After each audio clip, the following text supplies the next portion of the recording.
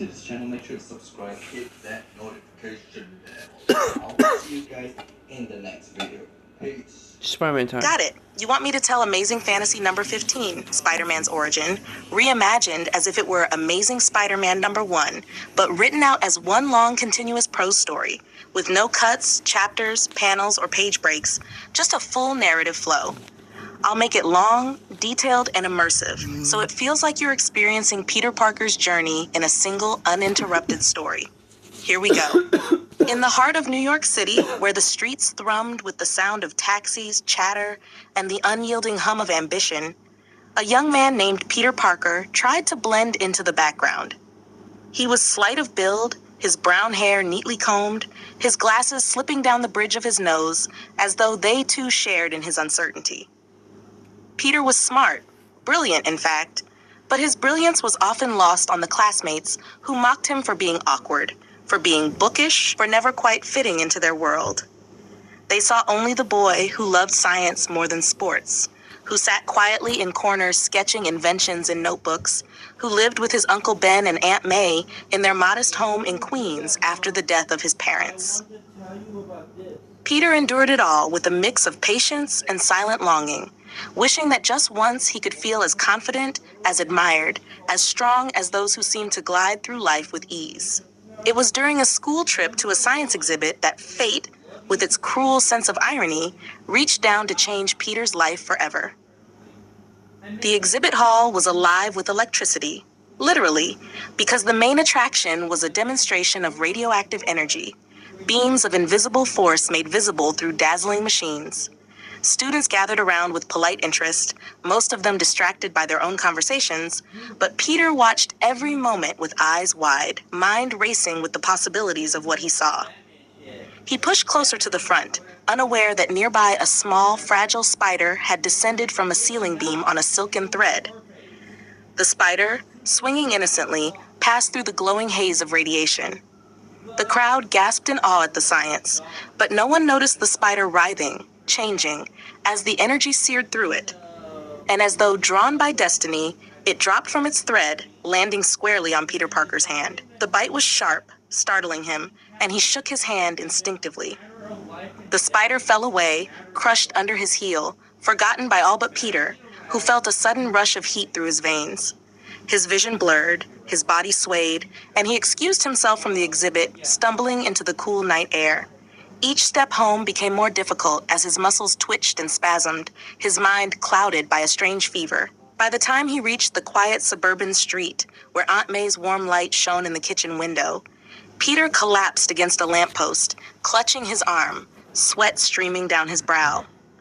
But when he looked at his reflection in the glass of a parked car, he didn't see a sickly, frail boy anymore. He saw someone sharper, stronger. The next morning, the world itself seemed different. Peter felt alive in a way he never had before. His muscles responded with impossible strength. He reached for a tray of dishes Aunt May had left on the counter, and his fingers closed around it too firmly. The porcelain shattered in his grasp.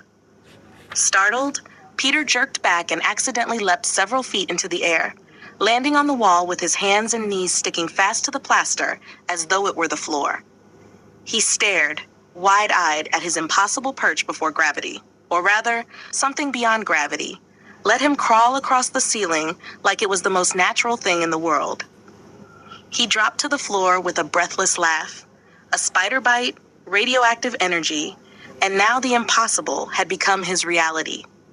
Over the following days, Peter tested his abilities in secret. He discovered his hands and feet could cling to almost any surface, that he could leap the length of a basketball court, that his strength was greater than any athlete he had ever admired. His reflexes sharpened to a supernatural edge. A tossed object could be plucked from the air without conscious thought. Most uncanny of all was a tingling sensation that would flood his mind in moments of danger, warning him of threats before they arrived. It was as though every nerve in his body had awakened to a higher calling. The meek, overlooked Peter Parker was gone, replaced by something extraordinary. But extraordinary did not always mean noble. At first, Peter thought only of himself. Why shouldn't he? The world had mocked him, ignored him, laughed at him. Now he had the power to stand above it all.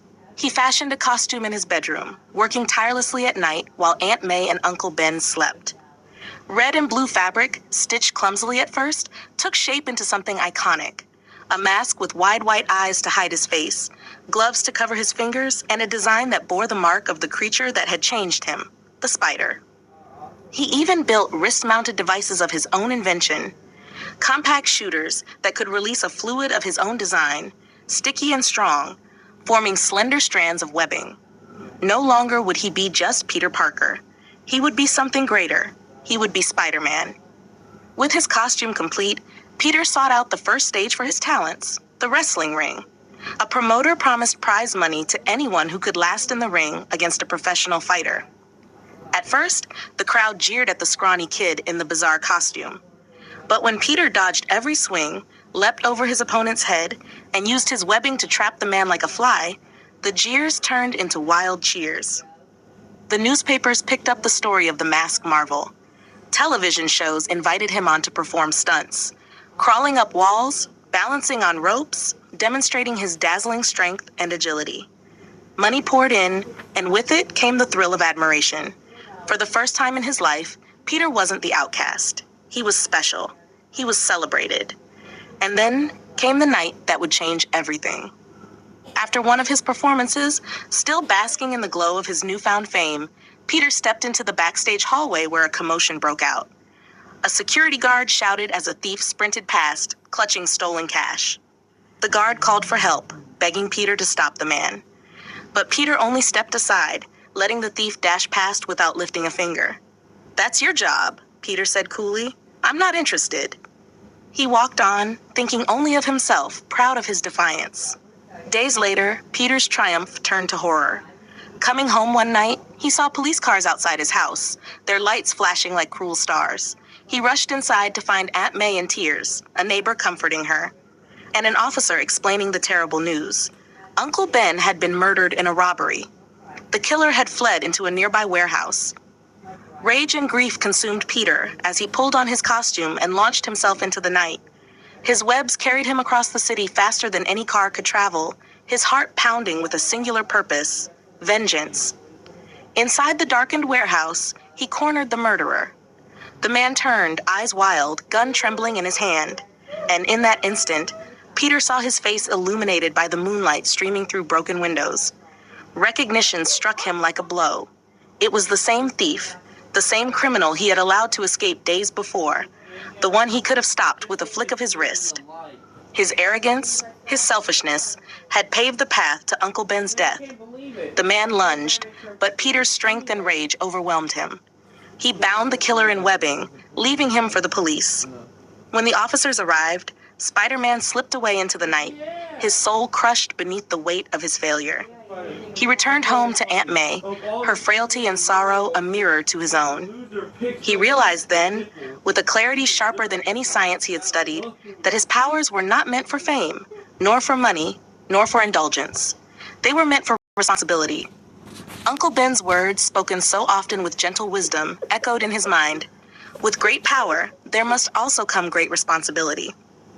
From that night forward, Peter Parker was Spider-Man, not the entertainer, not the celebrity, but the protector. He would fight for the innocent, stand against the cruel, and dedicate himself to ensuring that no one else suffered as he had. It would be a lonely path, one of sacrifice and secret burdens, but it was the path he chose.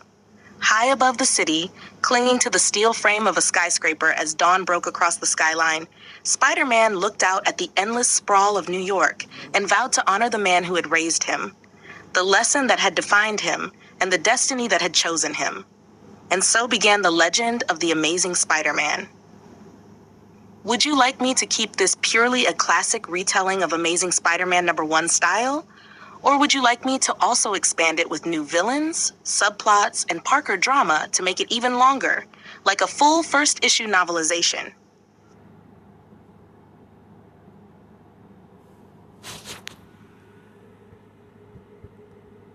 Now number 2 of Spider-Man story.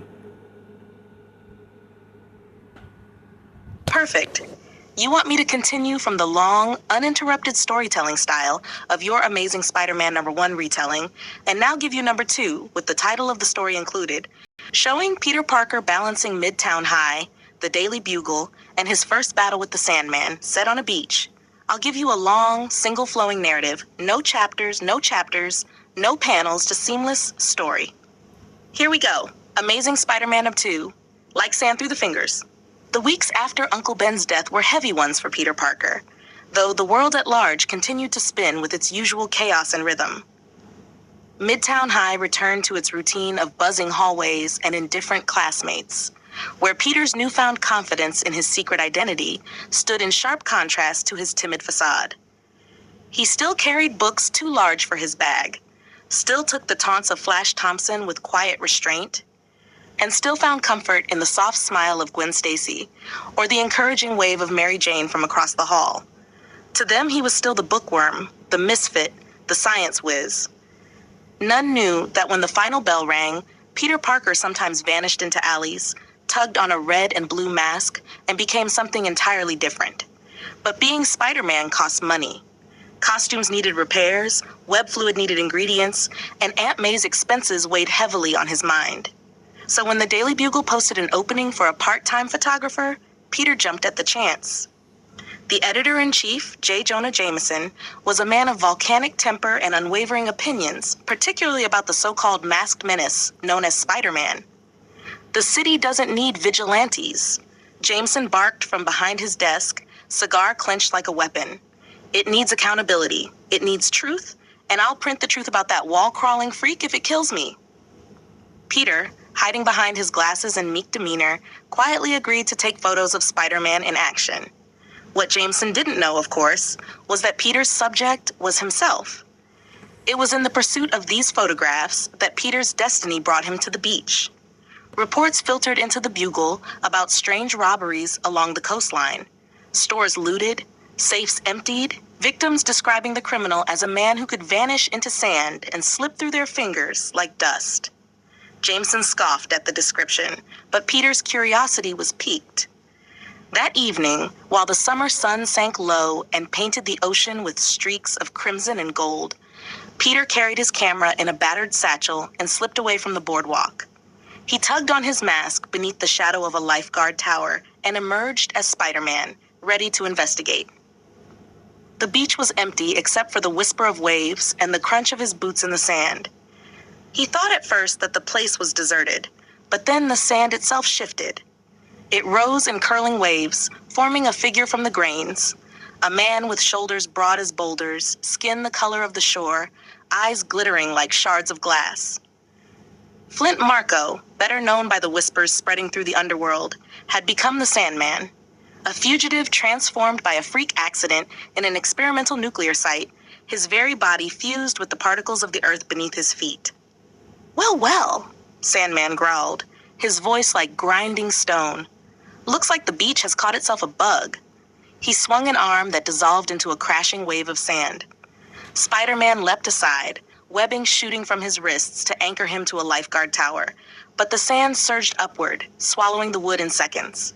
The tower collapsed, forcing Peter to tumble across the dunes. His camera clattered in the distance, forgotten. The battle stretched across the shore. Spider-Man darted and weaved, landing punches that sank into Sandman's shifting body without effect. Every strike vanished into grit, and every kick dispersed into clouds of dust. Sandman countered with fists that expanded into hammers, with tendrils that lashed like whips. Spider-Man's spider sense blazed with warning after warning, forcing him into a desperate dance. As they fought, Peter realized brute force was useless. Sandman could reform endlessly, his body drawn back together by the tide of particles that composed him. What Peter needed was an idea, a weakness, a flaw. Science, not strength, would win this fight. His eyes darted to the waves crashing against the beach, the salt water foaming in relentless rhythm. Sand and water. The thought sparked in his mind like lightning. He baited Sandman toward the shoreline, taunting him with quips that masked his pounding heart. "Hey, Sandy! Ever think of changing careers? You'd make a great hourglass." The villain roared, charging after him. With precise timing, Spider-Man flipped backward into the surf, letting the waves crash against his body. Sandman followed, but the moment his form struck the seawater, his shape faltered. His body darkened, clumps of wet sand collapsing into heavy, sluggish masses. Peter seized the chance. Shot from his wrists, vests binding the sodden form, wrapping him tighter and tighter as the ocean soaked him further. Sandman struggled, his voice muffled and gurgling as the water turned him into a formless heap. With one final effort, Spider-Man hauled the bound mass onto the beach, where police cars, alerted by the chaos, arrived to take the villain into custody. It took a cement truck to contain him, but Spider-Man had delivered. Exhausted, Peter retrieved his camera from the dunes, snapping quick photos of the aftermath. Later at the Bugle, Jameson would scowl at the pictures. So the freak fights monsters now. That doesn't make him a hero. It just makes him a bigger freak. Peter swallowed his frustration, pocketing the small paycheck. Aunt May needed groceries, Midtown High needed tuition, and Spider-Man needed new web fluid. That night, perched on a rooftop overlooking the city, the salt of the ocean still clinging to his costume, Peter Parker reflected on the battle. It had not been easy. It never would be. Every victory seemed to bring another critic, another responsibility. But he knew, deep down, that he could never walk away. The city was vast, filled with dangers like Flint Marko, and only Spider-Man had the power to stop them. With power came responsibility, and with responsibility came the lonely, unending fight. And so the legend grew, carried on the whisper of waves and the endless hum of the city, the tale of the amazing Spider-Man. Want me to keep building this into a seamless, ongoing run, number 3, number 4, etc., with each issue focusing on a new villain and Peter's balancing act between Midtown, the Bugle, and Aunt May?